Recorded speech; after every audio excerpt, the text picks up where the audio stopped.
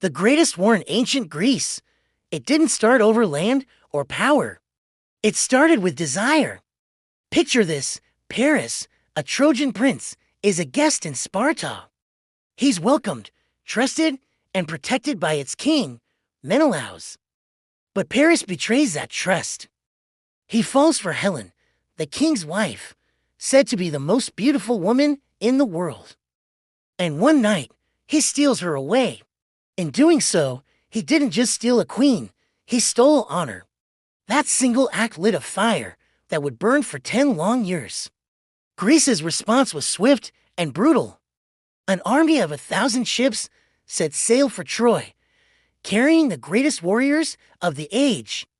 There was Odysseus, the master of clever tricks, Ajax, a man of giant strength, and then there was Achilles. Achilles wasn't just a man, he was a weapon, the deadliest warrior ever born. His story is the stuff of legend. His mother, a goddess, dipped him in the magical river Styx as a baby, making him almost completely invincible. Almost. There was one small spot on his heel where she held him that remained mortal, vulnerable. The war raged on, year after agonizing year. The gods on Mount Olympus watched, picking sides, turning the conflict into their own cruel game. On the battlefield, it was chaos. Brothers killed brothers. Fathers mourned their sons. Any sense of honor was washed away in a river of blood. Troy had its own champion, the noble Prince Hector.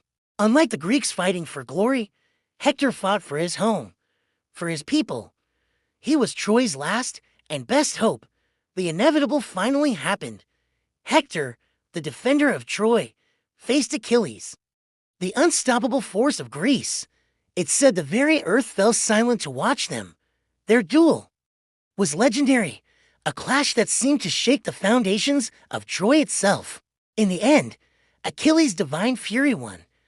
But victory wasn't enough. Consumed by rage over the death of his friend, Achilles dishonored Hector, dragging his body from the back of his chariot in the dust. It was a dark moment, showing how war can corrupt even the greatest of men.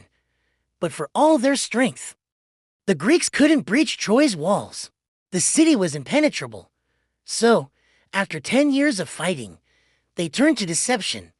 The Greeks built a colossal wooden horse and left it on the beach as a supposed offering to the gods, a gift for their departure. The Trojans, exhausted and desperate for peace, pulled the horse inside their gates. They celebrated what they thought was the end of the war, completely unaware of the doom they had just welcomed. That night, as Troy slept, Greek soldiers hidden inside the horse crept out. They unlocked the city gates, and the entire Greek army poured in. What followed was not a battle, but a massacre. The city was plundered, its people slaughtered, and Troy, the magnificent city, burned to the ground.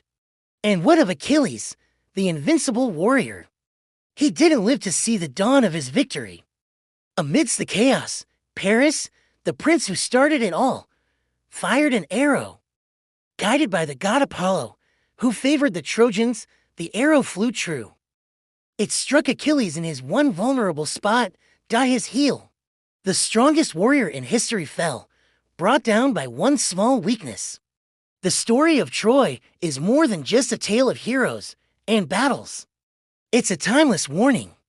It shows us how pride can lead to destruction, how war leaves no true winners, and that even the greatest legends are mortal.